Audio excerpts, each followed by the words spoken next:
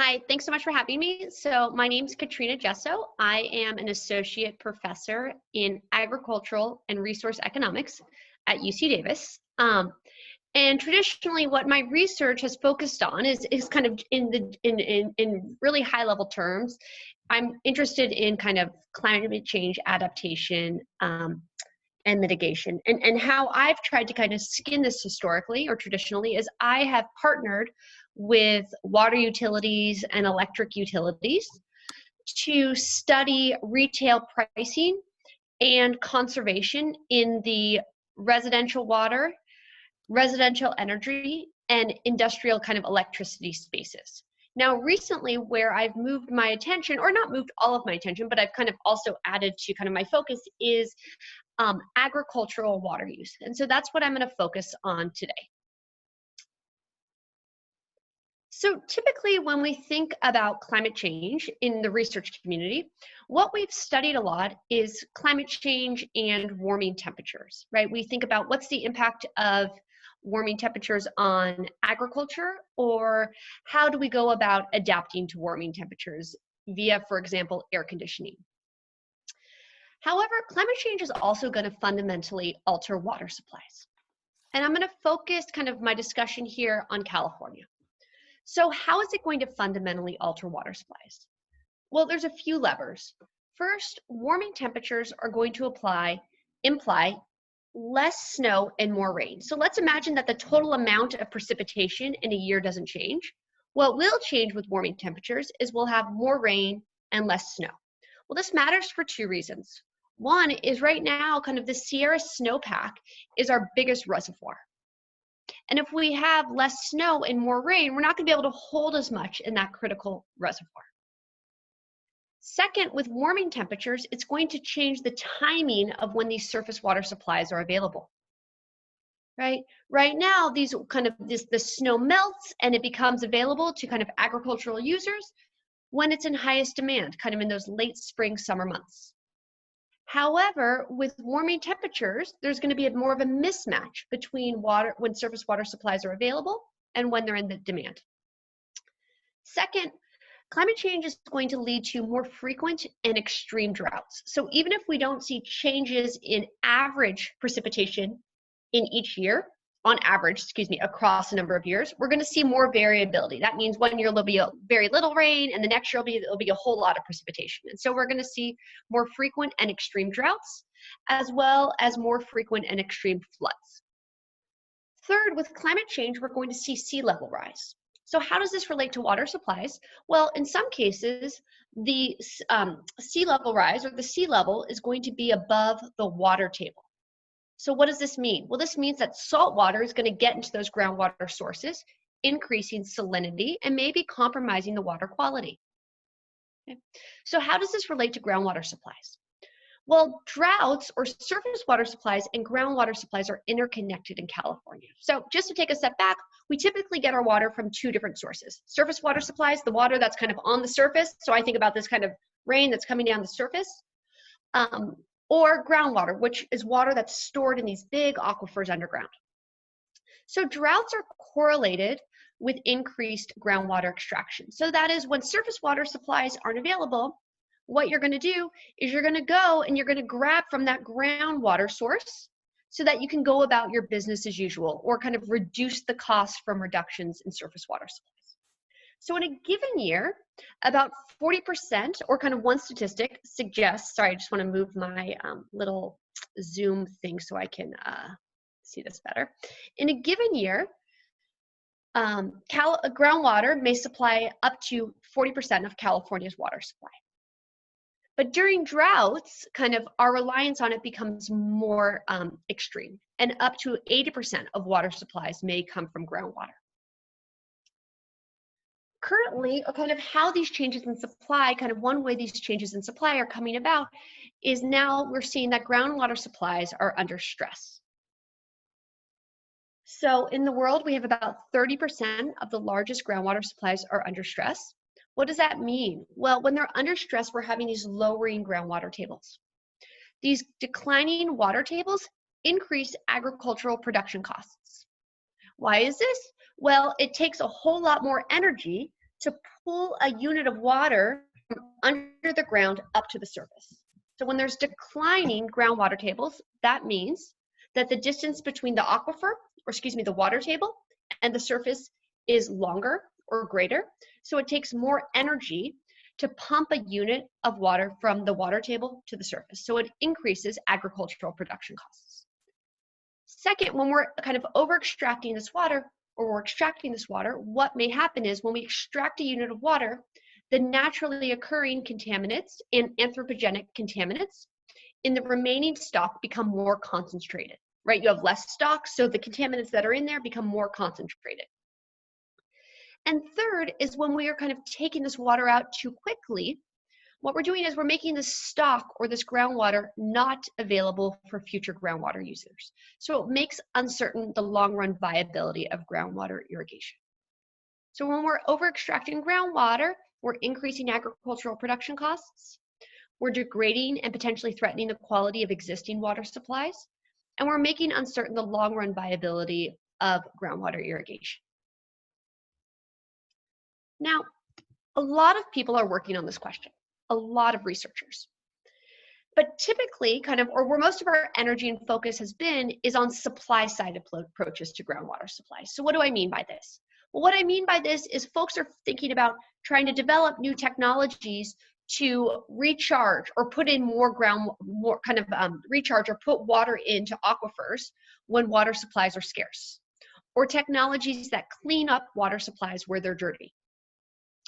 However, groundwater sustainability also depends on the effective management of existing supplies. How do we go about allocating or pricing or managing the stock? However, we have a really limited experience with and an empirical understanding of groundwater demand. That is, if I price water, how is groundwater going to change, or groundwater demand going to change? If I impose a conservation policy, what are the costs of that conservation policy going to be? And so in my research, what I'm really interested in is I'm really interested in how we go about designing groundwater management tools and then evaluating groundwater management tools. With a particular emphasis, what I'm really interested in is how these tools bear out in practice. Right? So it's kind of not this theoretical idea, but more kind of what do these look like on the ground? And I look at these questions in the US and developing countries in the context of drinking water quantity and quality, and on questions related to drinking water, agricultural water, and urban water.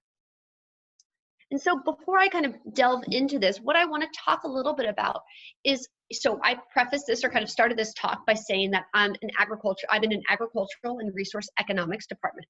So I come at this question with an economist point of view.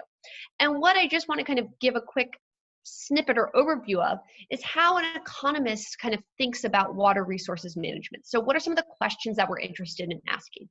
So first question we'd be interested in asking is, how much groundwater extraction should occur? Or how much pollution should occur? So let me kind of walk you through an example of this. So in this figure below, on the x-axis, that means the horizontal axis, I have groundwater extraction, the quantity of groundwater extraction. And on the y-axis, or that vertical axis, I have the price in dollars per acre foot of groundwater extraction. So what you would learn in a basic economics class is that the quantity of groundwater extraction should occur where the marginal benefits curve intersects the marginal cost curve. And that's going to happen in this diagram I drew at Q star. So the optimal quantity of groundwater extraction is Q star, and the price of groundwater would be P star. Now, importantly, I want to highlight what these marginal social benefits curves and marginal social cost curves should include. So let's focus on the marginal social cost curve.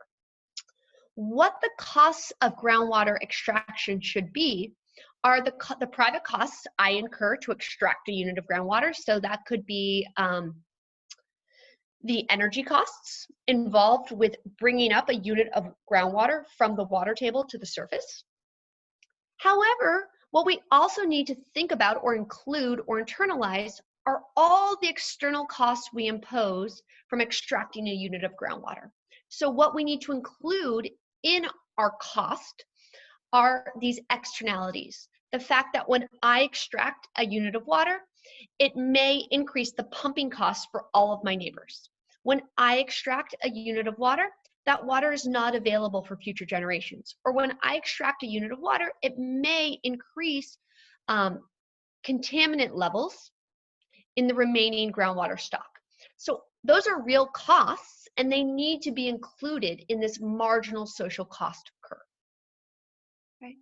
And as an economist, what we would say is the level that an extraction should occur where those marginal benefits equal the marginal cost. But importantly, this marginal cost includes both kind of my private costs I incur in extraction, as well as the social cost I impose on everybody else from my extraction. A second question an economist might ask is, what policies should we choose to meet a conservation or pollution target? So often what happens is a policy is chosen. It might not be the one where the marginal benefits equal the marginal cost. So an example of this is the Sustainable Groundwater Management Act of 2014. So this is kind of California's hallmark regulation that is requiring all groundwater basins to meet sustainable groundwater levels by 2040. Now, I don't know whether or not this is the efficient quantity of groundwater extraction, but it's the policy chosen. So what, as an economist, can I bring to the table? Well, what we kind of think a lot about as economists is, how should we go about meeting this pollution target? Should we use, for example, a command and control approach where we tell every single farmer and urban user they have to reduce water by, say, 10%? Or should we introduce a market-based approach in which we impose kind of a cap and trade system or a tax on extraction? And as economists, what we're going to do is we can compare these different instruments that can be used to achieve a conservation target in terms of a number of criteria. One that we often use is what we call cost effectiveness. That is, we compare these different tools in terms of what is the cost to meet this standard. And as an economist, we kind of choose the policy that can achieve this goal in the cheapest way possible. So what's an example of this? Well, this is the figure below. And what we're interested in here is the use of water markets to comply with mandatory curtailments or reductions in water consumption. So in the x-axis here, I have a conservation policy. Flush left, where it says 0.1, that's assuming that all urban and agricultural users have to reduce water use by 10%.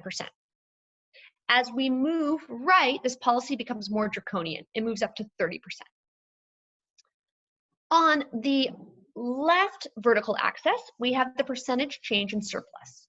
So what I'm doing here, or what we were doing here, is we said, what would be the overall kind of gains under a market-based approach relative to the overall gains under a command and control approach? So to be more concrete, what we were thinking about is we said, let's imagine we impose a 10% conservation policy. And every single user has to reduce water use by 10%. That is our command and control approach. Alternatively, we said, well, now let's imagine that we allow urban and agricultural users to trade amongst each other, to trade kind of water reductions. And what we found is that kind of the gains over the overall size of the pie of a market-based approach relative to a command and control approach is about 600%. Framed differently, the costs are much lower under a market-based approach relative to a command and control approach. So what we would say is that in terms of cost effectiveness, a cap and trade can kind of get at these water conservation targets much more cheaply than a command and control approach.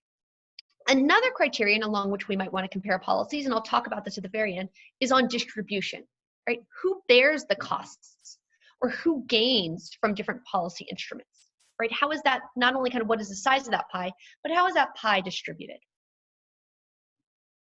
A third question economists kind of are interested in asking is, how do agents, so I mean farmers or residents, respond to incentives? And so what I have here is I have a picture of a water district, kind of a zoomed in picture of a small part of that water district. And every single colored area represents a different crop grown, where green is vegetables, red are strawberries or berries, and the beige is land that is fallow. And what we're interested in looking at is, how does groundwater pricing which is an incentive. How does pricing groundwater impact what we grow? So this is just a preview of kind of an economist's view of water resources management. And where I want to focus my energy today is on the potential of market-based approaches. So when I have in my head a market-based approach, I'm thinking about pricing groundwater or allowing groundwater trading to occur between agricultural and urban users, right? And I want to think about the potential of a market-based approach. Why? Because market-based approaches, right? So if we impose a price or introduce a price for groundwater, it allows us to internalize negative externalities from extraction, right? If we introduce a price on groundwater, it could capture negative externalities in terms of pumping costs. That is, if I extract a unit of groundwater, it increases the cost for all of my neighbors to extract a unit of groundwater because I lower the water table. So we think about that as what we call a spatial externality. We can also kind of price groundwater to capture what we call stock externalities. This is the idea that if I extract a unit of water today, you cannot extract that unit of water in the future. We could also price groundwater to internalize negative externalities from extraction on groundwater quality. That is, if I extract a unit of groundwater today, it could increase salinity levels in the remaining groundwater stock for all of my neighbors. And that has a real impact on kind of the cost to treat drinking water, or as well as kind of the viability, or not so much the viability, but kind of how that water impacts crop growth. Second, kind of what we can do with prices is prices or cap and trade might be a really cost-effective way to comply with the Sustainable Groundwater Management Act of 2014. So what's the Sustainable Groundwater Management Act? I briefly introduced it, but let me just kind of circle back on it. So in 2014, California passed this hallmark regulation. So historically in California, groundwater had been unregulated and unmonitored, right? So you could kind of take what you want, and we didn't know quite how much people were taking. So this rule was passed, or this act was passed, and what it requires is it requires all these different groundwater basins to achieve sustainable groundwater levels by 2040. Now, what's really interesting here is that it's kind of this bottom-up regulation in the sense that each groundwater sustainability agency, and so far 250 of these have formed in the state, comes up with a plan. And this plan tells the state how it's going to go about achieving or meeting these sustainability levels. And so there's a lot of flexibility in how you can go about complying with this regulation. But what's really difficult to know is how in the world are demand-side instruments going to perform? And what is their potential as a tool to regulate groundwater or comply with the Sustainable Groundwater Management Act? Why is that? Well, we just don't have any experience with kind of water pricing or cap and trade, or very limited experience, I should say, with water pricing or cap and trade. Lastly, market-based instruments, that is kind of a market or cap and trade or price, can provide a really nice instrument to mitigate the cost or adapt to climate change, right? And we know in California that agriculture is going to be really vulnerable to fluctuations in water supply. So in California, about 80% of human consumption is from agriculture. And so kind of what one could worry about is that when surface water shocks hit, so drought hits, you use groundwater. But those groundwater sources are being depleted. They may not be available in the long run. So you can imagine a few things. One is you can imagine if we imposed a cap and trade for groundwater in which we capped the amount that could be extracted and allowed users to trade amongst themselves. What would this do is it would maintain that groundwater source for future generations, right? It would allow users to buffer against the cost of surface water shocks that would occur with drought. So mitigate the shocks of drought. A second thing markets could do is that you can imagine if kind of not as many supplies were available, we could go about kind of meeting a reduction in supplies in the cheapest way possible. Third, what a market-based approach can do, and we're going to talk about this today, is it can serve as a source of revenue to fund alternative water supplies. Right? So there's a few ways that it can be used, or market-based approaches can be used or thought of in the context of climate change adaptation. So I want to talk about two papers or studies that I have that kind of try to get at this big question on market-based approaches in practice. So in this first kind of piece of work, it's on missing markets, and in particular on estimating agricultural groundwater demand. So in general, you know, the absence of market-based principles in the governance of groundwater is really, really costly. And I think about this in two ways. First, the way we allocate water in California based on kind of water rights and the inability to trade, or kind of how we price agricultural versus urban water, is that it leads to distortions. And what I mean by this is users with the highest willingness to pay are not necessarily getting the water. So this leads to kind of inefficiencies or kind of costs to society. So this is a first kind of market failure. A second arises and is groundwater specific. And this occurs because groundwater describes what we think about as an open access resource. So what I mean by open access resource is that it's rival. If I use a unit of groundwater, you cannot use it. And it's non-excludable. I can't exclude others from using water. Because of this, and because there's an absence of well-defined property rights, this leads to a situation in which too much groundwater is extracted, right? It's not optimal. Too much groundwater is being extracted, and it's being extracted too quickly.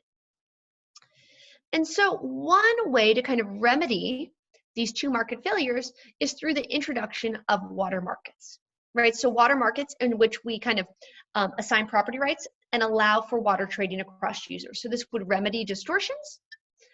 And if we kind of cap groundwater extraction, it would kind of remedy kind of too much or this over extraction of groundwater. So in my work, I'm definitely not the first person to think about water markets. A lot of people have thought about this. There's this really kind of rich theoretical programming, kind of simulation-based and structural literature on water markets. However, kind of the empirical evidence is scant, right? We just don't really have a great sense of how these markets perform in practice. And why is this? Well, a really big hurdle to this are credible price elasticity estimates for agricultural groundwater. So what do I mean by this? Well, what I mean by this is if I charge a price for groundwater, how in the world is demand going to change? So if you go to the market and milk is $2, and all of a sudden you find that milk is $10, you're going to change how much milk you purchase, right? That's what we think about as the price elasticity of demand. How sensitive are you to a change in price? And we just don't have a sense at all of how sensitive agricultural groundwater demand is to changes in price. Well, why is this? Well, kind of there's two big reasons. First of all, we don't really know at kind of a well level, at the well level, how much groundwater is being used. So groundwater in California is typically unmonitored, so we don't know how much water is being extracted from a well. And in the few instances in which we know kind of at one moment in time, in a few instances, we might know at one moment in time how much groundwater is being extracted, but what we don't have a sense for is how over time groundwater is being extracted. Let me just make sure I'm still on. Can you give me a thumbs up if you can see me, someone? I'm not sure if my video just went out.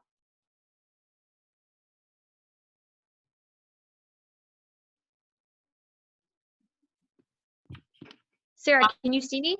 I can't see you, but we can still see your presentation. Okay, let me just put my other camera on.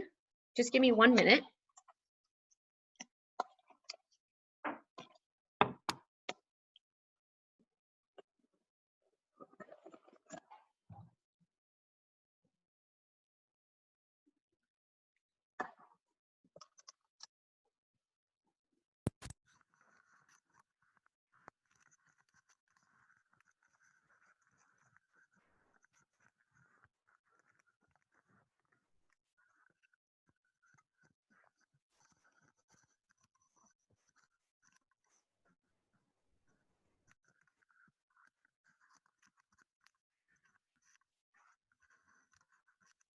Okay, can you guys see me yet or no?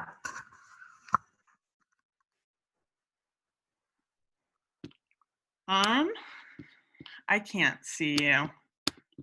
Let me see. Can't see you, says Maya. Oh, There we I go. can see you. Yeah, there you go. And back up. Sorry, my camera on my laptop has been fickle, so I'm going to try now with this webcam, which is not perfectly situated. But give me one. Okay. So the first issue, like I said, is that panel data on agricultural groundwater use is rare. So often we just don't know how much water is being used, and maybe we see how much water is being used at a given well for one moment in time. But what we really need is we need to see kind of how much water is being used in that well in every month, similar to what we see for residential water use or similar to what we see for residential or commercial electricity use. The second issue is that in the few instances in which we actually do have this really nice data on well level groundwater use, we don't see groundwater being priced. So in California, groundwater is rarely, if ever, directly priced. Typically, what we think about as the price of groundwater is the energy costs involved with pulling a unit of water from the aquifer or from that water table up to the surface. So there's typically an absence of volumetric prices for agricultural groundwater. So because we don't see how much water is being used and we don't really know what the price of water is, it's really hard to get a sense for how in the world agricultural users are going to respond to price changes. And so this is where our paper comes in. So in our paper, what we're going to do is we're going to directly estimate the price elasticity of demand for agricultural groundwater. So what we're going to do is we're going to go into a water district that charges not one, but 3 geographically distinct volumetric prices for groundwater. And the data that we're going to use to do this is we're going to observe for 900 wells, we observe how much water they take out every single month. So these wells are priced, they face a volumetric price for groundwater, and we observe their water extraction every month over 17 years. And what we're going to do, or the case that we're going to make, is we're going to say, okay, which pricing, there's 3 different prices, what price you're assigned to is random. So we're going to be able to look at these differences in prices across these 3 areas to figure out or get a sense for how agricultural water use responds to prices. That's the first thing we're going to do. We're going to kind of estimate how sensitive agricultural water use is to prices. The second thing we're then going to do is we're going to grab this price elasticity estimate and we're going to use it to calculate the gains from groundwater markets that would allow for agricultural to urban water trading. And so how we do this is we kind of develop this analytical framework and microeconomic model. Then what we do is, one thing that's really nice is we're going to take kind of all the ingredients that go into that model and we observe all those ingredients. Like in our setting, we observe water prices, we observe water extraction, we estimate the price elasticity of demand. And then what we're going to do is we're going to take 3 different scenarios, and I want to focus on the first 2. First, we're going to say, well, let's imagine if no curtailment was required. There's no reductions, mandatory reductions in water use. But let's imagine that we open up the market to trade. That is, urban and agricultural users can buy and sell water from each other. The second thing we're going to do is we're going to revisit the 2015 drought mandate. So in 2015, all residential users kind of on aggregate were required to reduce water use by 25%. And we're going to ask, what would the cost of this policy been, or how costly, what would the cost be to achieve or meet this mandate if urban users could have complied with it via trade with agricultural users? So where we're going to do this is in the Coachella Valley. So the Coachella Valley serves 285,000 users in about 5 districts. The main 5 cities, excuse me, the main water source is the Coachella Valley groundwater basin. So residential users are using groundwater. There's also kind of agricultural users in this water district. So there's over 60,000 plus acres in crop production. The water source for and agricultural users get about 1/3 to half of their water supply from the Coachella Valley groundwater basin. So what I highlight here is the area, and importantly, what you can see is there's 3 districts in the area: East Whitewater, West Whitewater, and Mission Creek. And each of these 3 districts within the Coachella Valley Water District faces a different water price. So what I have on the left is, on the left, I have groundwater extraction, where I plot out, so on the x-axis I have date, and for kind of every month, I plot average groundwater extraction at the well in each district. And on the right, what I have is I trace out the price faced by each district or each area within this district in each year.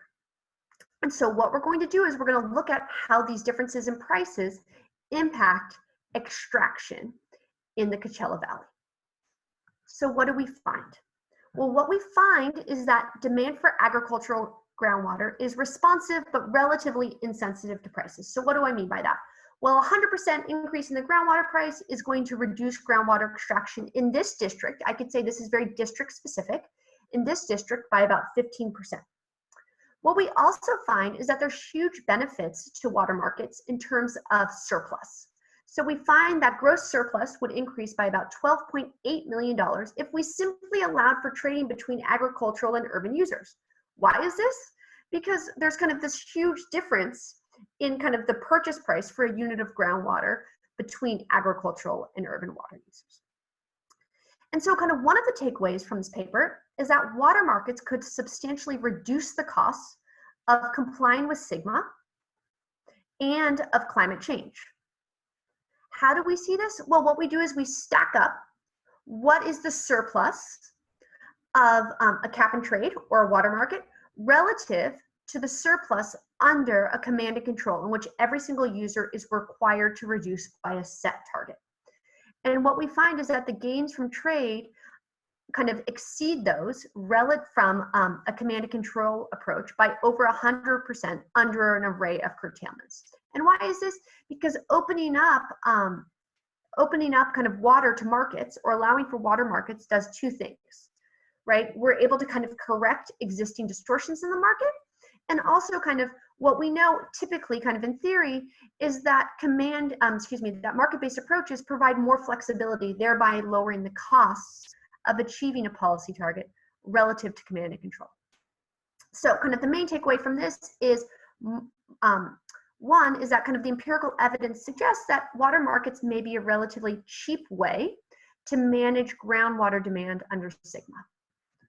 The second question, and this is kind of the next paper, the second kind of question I'm interested in, or work that I'm interested in, is on groundwater externalities and agricultural land use. So kind of one main, or one huge open-ended question is, if we price groundwater, what's going to happen to agricultural land use? Is it going to be unaffected? That's what some people say. Or is it going to be decimated, which is what other people say? But it's just kind of an open-ended empirical question. And that's what we're going to try and tackle in this work.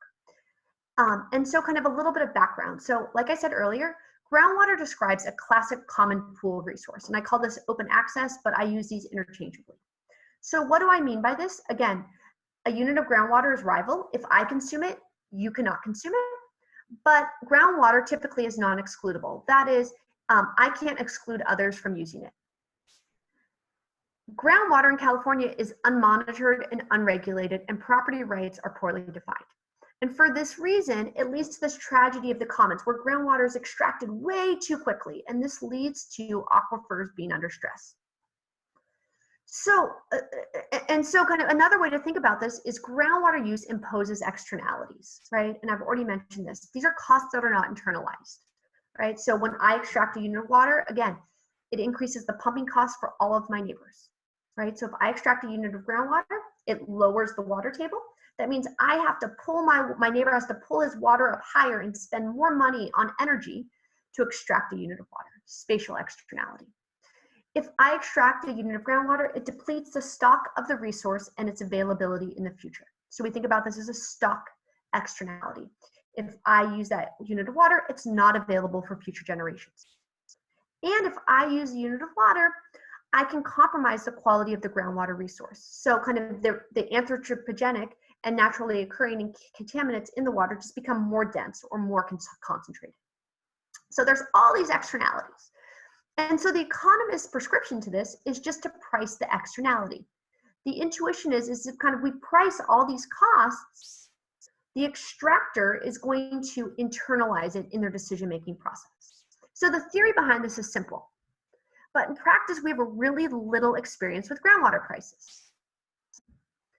And so in our paper, we're going to kind of try to bring kind of a data point to bear on this question. And in particular, what we're really interested in this paper is thinking about how agriculture is going to respond to water pricing. So we're going to estimate the effect of volumetric pricing for agricultural groundwater on agricultural water use, which we did before. Now, importantly, we're going to move on. And what we're going to ask is, how does groundwater pricing impact the types of crops grown? So if I increase the price of groundwater, am I going to change what crops I'm growing? If I increase the price of groundwater, is that going to increase temporary fallowing? So that is, I have kind of agricultural land, and instead of irrigating it, I'm going to kind of let it run fallow for a year. Alternatively, if I increase the price of groundwater, is it going to lead to a conversion out of agriculture? So it's really important to think about how agriculture is going to respond to groundwater pricing, right? This kind of gives us a preview of kind of agriculture's response, or agriculture under sigma, and agriculture under a changing climate. However, quantifying these margins is really challenging, right? I've already kind of provided details on the first two reasons. The first is that we really just don't kind of have great data on groundwater extraction at the well level. The second is, in the few instances in which we do, we don't have volumetric pricing for groundwater. However, there's other kind of obstacles if you can get this far in moving from water use to land use. So what's that first obstacle? The first obstacle is that, imagine that you observe extraction at a well. And then around this well, you observe all these different land parcels in which different crops are being grown. What you don't quite know, if you have a bunch of wells plopped around in a bunch of land parcels, is from which well that parcel extracts, right? So it's really difficult to map water use to land use,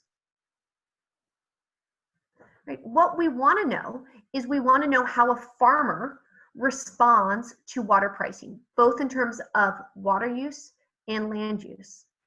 But what we observe is, we observe wells and land parcels, and often we don't know to whom that well belongs or to whom those land parcels belong. So it's that kind of mapping exercise is really difficult. A fourth challenge, and this is kind of coming to light kind of recently, is there's a lot of measurement error in remote sensing land use products. So what do I mean by this? Well, kind of, at least in economics and a lot of the sciences, right now folks are relying on remote sensing products to measure land use. And we've just kind of taken these land use products as the truth. However, now upon recollection, or as we kind of delve into the details of these, what we realize is some perform better than others, and some might not be getting kind of the measurement of crops correctly. This is a kind of a particular worry in the context of California, because we have a whole lot of different crops being grown. So in our paper, what we're going to do is, we're going to try to get at the margins of a response to water pricing, and we're going to do it in a really specific way. So we're going to do this in a water district that kind of has volumetric pricing for groundwater. And what we're going to do, our empirical approach is going to be, is this area had volumetric pricing for groundwater, and up until 2010, all agricultural users faced the same groundwater price. Then all of a sudden, in the Q3 of 2010, there's a split from one single groundwater price to two different groundwater prices. And what we're going to do is, we're going to look at how that split in groundwater prices impacts water use. We're then going to look at how that split in groundwater prices impacts land use, including what crops are grown, how much land is fallowed, and how much land moves out of agriculture. So what's the data that we're going to use to do this? Well, we're going to use quarterly well-level groundwater extraction data, where in the figure below, I highlight, or I kind of show or illustrate these geocoded wells. So every purple dot is a well. We're going to combine this with annual data on parcel level land use, as well as assessor data. So property assessor data gives us boundaries of each property, or what we're going to call a farm or unit of observations. And then within each property, what we're going to be able to observe is the number of wells, total water use, and kind of acreage devoted to different crops, to fallowing, and to non-ag. And so what we're going to look at is, we're going to look at how water pricing impacts farm water use, farm crop choice, farm irrigated acreage, and farm level agricultural acreage. So the setting in which we're going to look at this is a water district along California's central coast. There's about 30,000 irrigated acres, amounting to annual revenues of about $815 million per year. And in this district, they're growing a portfolio of high value crops: berries, apples, vegetables, grapes, artichokes, etc. And importantly in this area, and this is the same as the other water district we studied, is these water districts are really forward thinking, right? And what this water district did was it introduced volumetric pricing to address salinity from saltwater intrusion. So what had happened was groundwater extraction had led to a declining water table. And this kind of water district abuts the ocean. And so the sea level had kind of risen above the water table, and it had led to saltwater intrusion. And so what the agency did was they instituted volumetric pricing, and the revenues raised from these volumetric prices in part funded recycled water supplies. And so kind of what we're going to do in the study is we're going to look at water use. So on the left kind of hand figure, we have every single well, and kind of for each of these wells, we observe quarterly water use. The purple area is what we call inside the water zone, and the area within the blue boundary but not purple is what we call outside the water zone. Now move to the right-hand panel. Up until 2010, all users face the same price. Then in 2010, there's a split, and users inside the zone face a higher price than users outside the zone. So what did this 31% increase in prices do? Well, it led to a 10% reduction in groundwater extraction. It led to a 17% reduction in total agricultural land. So what we see is movement out of agricultural land. How are they doing this? Well, what our results hint at is that they're doing this through the retirement of fallowed land. So this price increase hits, you convert land out of agricultural land, and the land that you're converting is land that was previously fallowed. What we're also seeing is that the land that remains in agriculture now is a larger fraction of it is irrigated. And we're also seeing switching of crop composition. We're seeing kind of this movement in response to a price increase towards strawberries and vegetables. So what do we take from this study? Well, again, we see kind of water pricing as a regulation to correct market failures, right? So here we're kind of pricing this externality, this salt water. And what we also see it as is a demand side management tool to comply with SGMA. And I think from the study, we take two really important takeaways. And again, this is limited to this district, so I want to be very kind of explicit about that. The first is that, this policy achieves a reduction in water use. So in a way, it could be used to comply with SGMA. But we're also seeing that it has a really limited impact on irrigated acreage. We don't see it changing irrigated acreage that much. Instead, what we see kind of the response to this how we see the response to this price revealing itself is through conversion from fallowed land, or conversion of fallowed land out of agriculture. So kind of the response to this is really interesting in the sense that kind of water use is reducing, but we don't see a change in irrigated acreage. Instead, we see this movement of fallowed land into non-agricultural land. Now, lastly, I just want to wrap up by talking about some work that I'm really interested in right now. And this is on droughts and drinking water. So this kind of gets at distribution. And what I'm thinking about here is kind of the costs of drought, and in particular, the costs of drought to kind of a certain segment.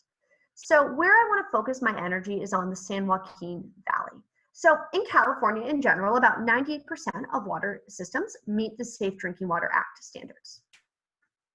However, sorry, I'm just going to move down. So however, in the San Joaquin Valley, kind of this isn't quite the case. So the San Joaquin Valley is home to more than half of the non-compliant systems in California. So when we see a system in violation of the Safe Drinking Water Act, in over half of those occurrences, it's occurring in the San Joaquin Valley.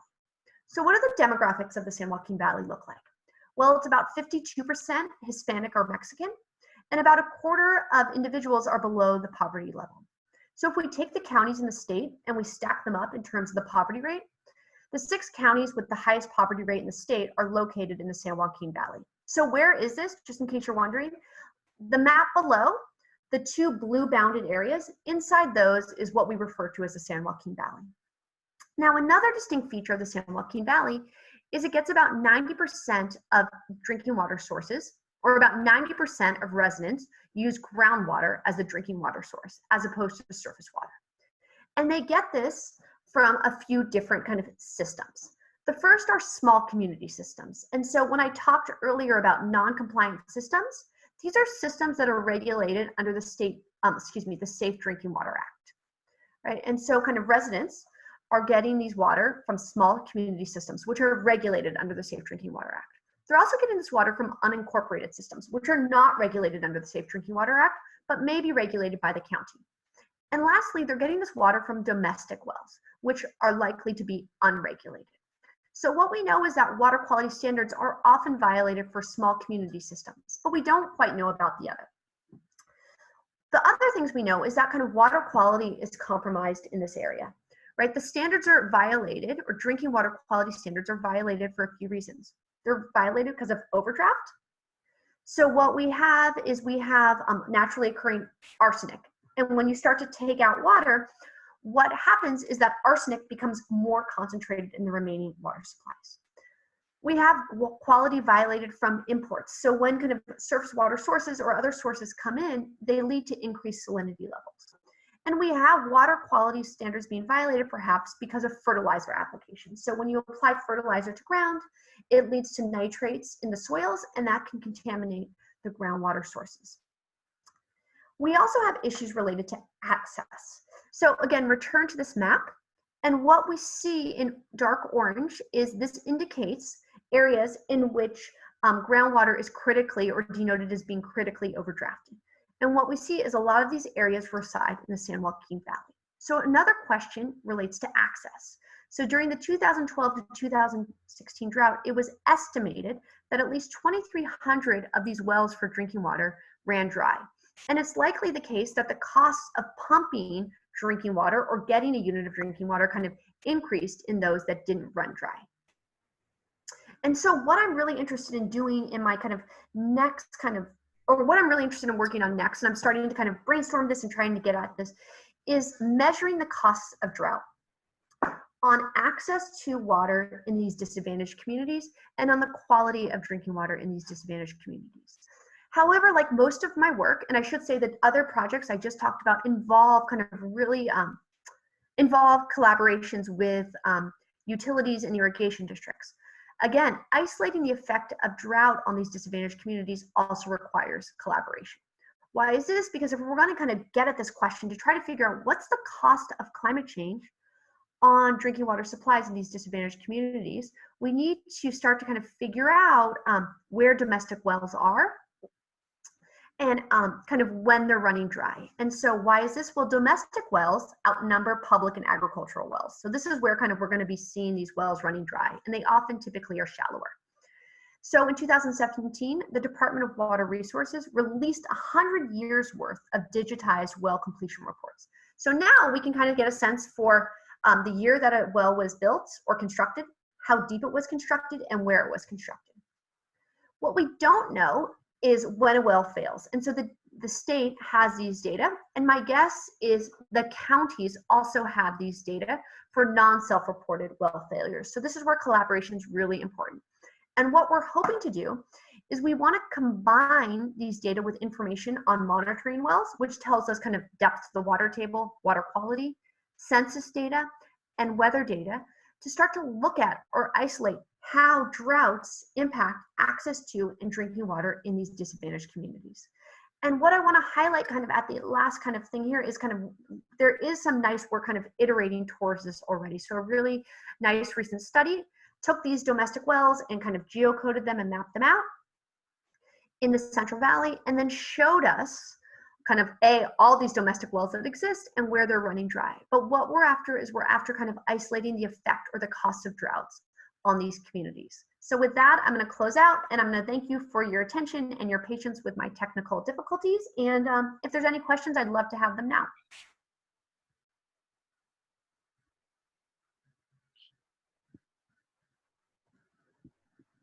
And if anyone wants to type them in the chat box, I'm happy to read them.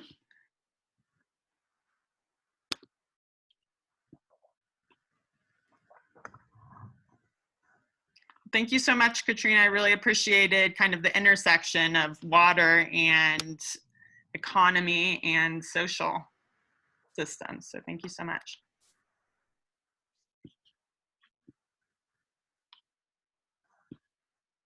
Lexi also says likewise, thank you.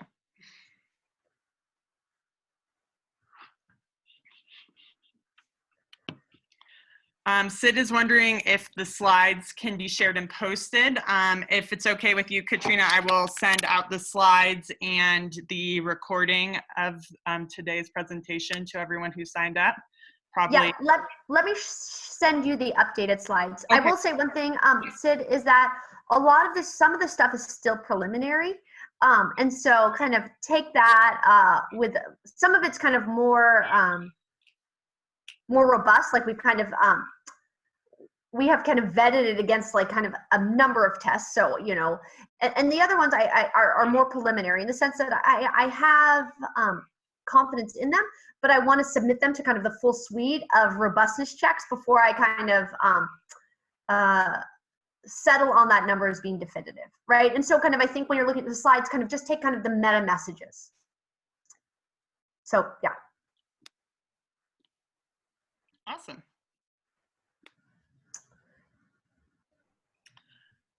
Jason Gabriel Pinza says, hi, in your studies, have you considered the possibility of the people constructing deeper wells to tap the lower water table or even confined aquifers? Does this affect the prices? Really, really good question.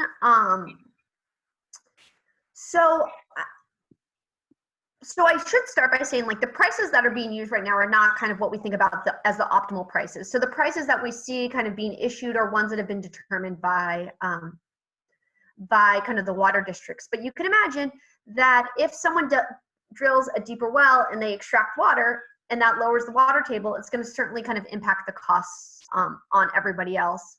And where I'm really interested in thinking about this right now also is in the setting of drinking water in the Central Valley or in the San Joaquin Valley, right? And you can think about that as a price, right? If you no longer have access to water, that's also a price, right? And the reason I'm bringing that up is, like, you can imagine that these domestic wells often are the most shallow ones, right? They don't have kind of the really, really deep ones. So they're the ones that are going to be most vulnerable to kind of as the water table depletes.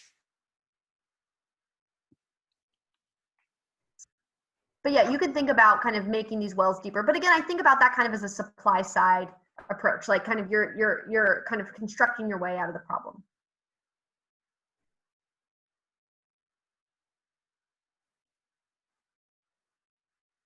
Wonderful. Any last questions before we wrap up?